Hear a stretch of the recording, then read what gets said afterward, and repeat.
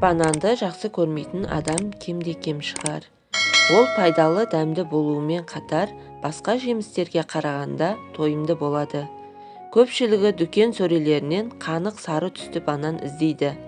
Ал егер ұзақ уақытқа жарайтындай көп банан алар болсаңыз, оның көк түсін таңдаған абзалырақ. Сіз тұтынатын уақытқа дейін өзі сарғайып, қоңырқайланып бабына келеді. Ал бананның әр түсті түрі денсаулыққа әртүрлі әсер етеді. Жасыл банан. Банан жасыл түсті болса, көпшілігі оны әлі піспеген деп есептеп алғысы келмейді. Олар қателеседі. Жасыл түсті банан қант диабетімен ауыратын адамдарға өте пайдалы. Оның құрамында қант өте аз мөлшерде болады.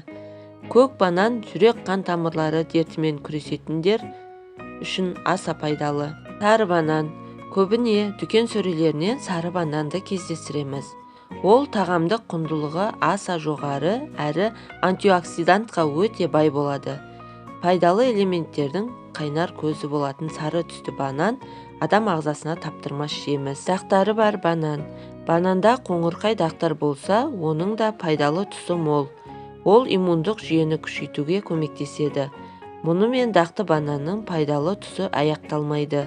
Ол түрлі ісіктермен күресуге қауқарлы. Қоңыр дақтары бар бананды тұтына отырып, онкологиялық ауруларға жол бермейсіз.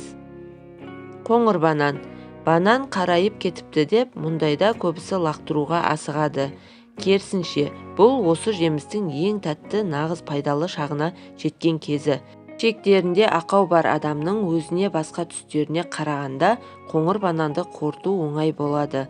Сүйек пен бұлшықеттің жетілуіне де осы бананның пайдасы мол.